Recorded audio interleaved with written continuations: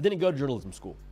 And I don't say that to like brag about it or to, to shame myself for it. Like, it's just a matter of the fact. I went to a major. I majored in hotel administration. So the correlation there is zero. I say all that because I never took a journalism ethics class or, hey, do this, don't do this when it comes to speaking on air. Like, I'm pretty sure, from what I understand, you're not supposed to have favorites.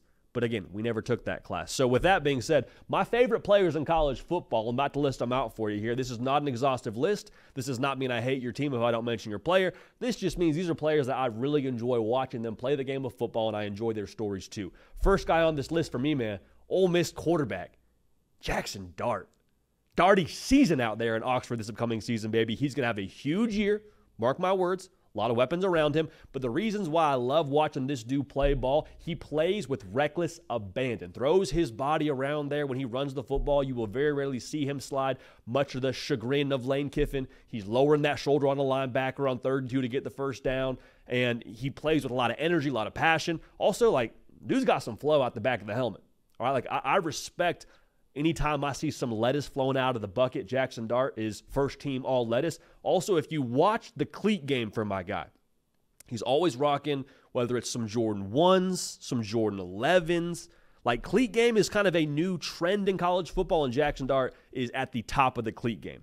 Also, when it comes to his story at Ole Miss, it's hard not to like this guy. Like, he transferred from USC during that transition where Caleb Williams was going to eventually be the quarterback there, and everyone knew it. And he gets to Ole Miss, has a decent first year under Lane Kiffin, and then portal season comes around, and Ole Miss takes not one but 2 quarterbacks. I'm not tremendous with math, but I can understand that when you bring in 2 quarterbacks and you have one guy returning who was your starter, they brought those dudes in to try and push you and probably take your job. Jackson Dart, he's going to transfer, right? No, stays, wins the job, has a great year last year, and now Ole Miss is set up to make a college football playoff appearance. So Jackson Dart, one of my favorite players, the swag, the juice, his story, the way that he operates. Jackson Dart, one of our favorite players on this program. He is, in fact, a program guy. Another one of my favorite players in college football. This is a bad day to be a Colorado naysayer or an On3 JD naysayer saying we hate the Colorado program. We don't, first of all. Second of all, Travis Hunter is one of my favorite players in college football. So wide receiver, he's a defensive back. Doesn't matter. He's going to get paid in the NFL to do one of those two, if not both. Travis Hunter is a one of one. We may not see anything like him in college football for the next 20 years, if ever, with how we're specializing positions right now. Dude had 3 interceptions on defense and then turns around and plays receiver. He got 5 touchdowns last year. Also, I love his loyalty, man. He committed to Deion Sanders at Jackson State, and then Deion Sanders takes the Colorado job. And there was a lot of buzz around Travis Hunter going somewhere else. You heard a number of different schools at a number of institutions that were more ready-made to win more football games than Colorado did last year. Travis Hunter says, nope, Deion's my guy. I'm staying with Coach Prime, transfers to Colorado, and is trusting that process that way. So Travis Hunter, without question, one of my favorite players. Love watching him play the game. I love his loyalty, and he's going to be fun to watch at the next level as well. So if we're a college football fan right now, enjoy Travis Hunter on your TV screens. Now, we couldn't do a favorite player segment without showing the big guys some love, man. Francis Mauigoa from Miami, the right tackle. People think about the offensive line, and they sort of consider them as a whole unit. You don't really watch the offensive line too frequently if you're just a college football fan watching your favorite team play. Francis Mauigoa makes offensive line play exciting. Not to say that it's not exciting already, but he puts a product on your television screen that makes you kind of get out of your chair a little bit. There was a play last year that went viral on Twitter. They're playing Louisville towards the end of the season at Miami, and it's a reverse. And so Francis Mauigoa blocks down for a second to fake the handoff to the left, peels off to the right, and he's got, I would assume, MDM. MDM means most dangerous man. And Francis Mauigoa sees a poor defender in his sights. And you could just tell, man, it was like National Geographic when a predator sees its prey, or it was like seeing a train and something's on the tracks. It was going to be a bad deal for that Louisville defender. Francis Mauigoa goes ahead and just unseats my man from where he was previously standing, plants him into the turf. I think that there's probably still a stain there in the turf. That's Louisville red. He's going to be a good one for a long time in college football. Probably going to be a really good one when it comes to the NFL as well. This is a receiver now that didn't get quite as much buzz as a Marvin Harrison Jr. or a Keon Coleman or Malik Neighbors. Tetaroa McMillan from Arizona. Say that 5 times fast.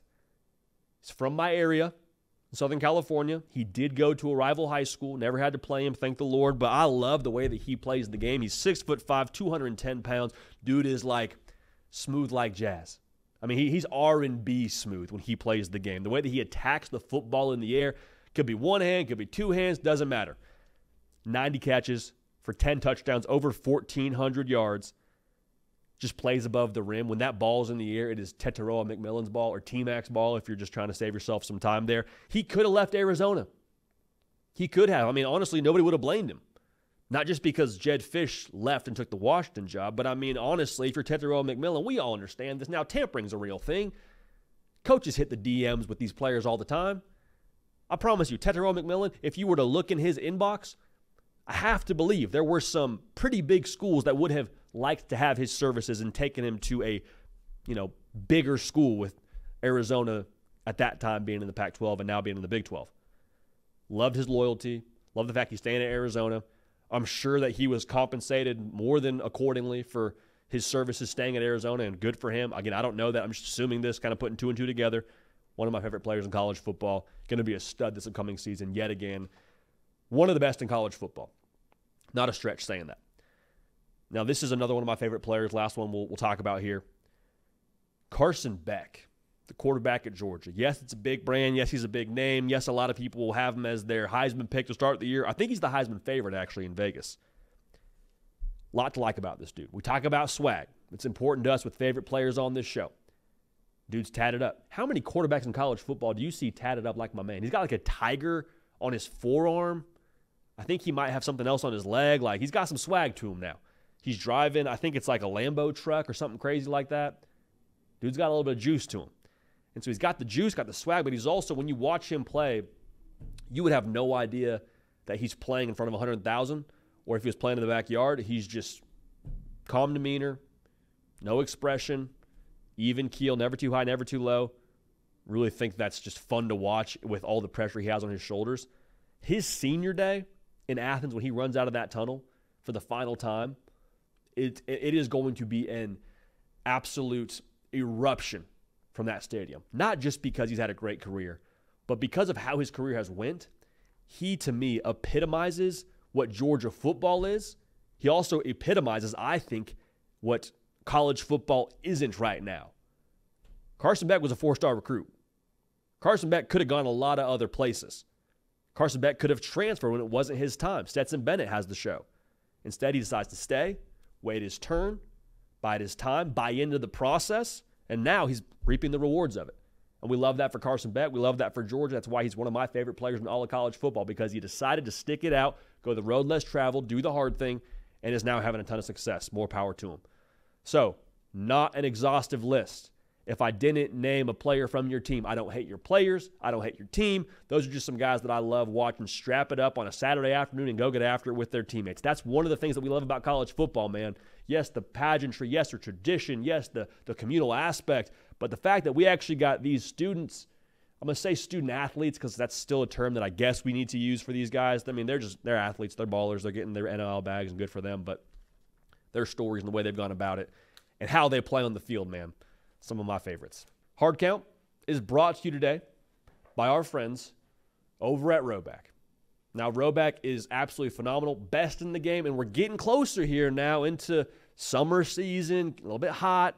So with that being said, you don't want to sacrifice the way that you look just because the weather is getting warmer, right? So Roback, they got the best polos in the game, moisture wicking technology, cool patterns, stretches really easily, really breathable. It's the way that you want to go about it. Also, Roback has got some other items. I mean, I think they got shorts now. They got great joggers if you're lounging around the house. Like, whatever you need for whatever situation you're in, Roback has got you covered. All right, so Roback also, food for thought here, they are crushing it in the NIL space. One of the leading brands in that space, if you ask me, when it comes to the athletes they have on their roster. Had Jalen Milroe last year, Cade Klubnik, Nick Singleton. Like, they are one of the leaders in that industry. So, this is the important part of this whole ad read because it relates to y'all being able to save some money. Go ahead and use code, I think think it's, yeah, JD for 20% off your first purchase. That's not hard count, JD. It's J and D, no periods. Code JD for 20% off your first purchase at rowback.com. Save you some money, look good, good times roll.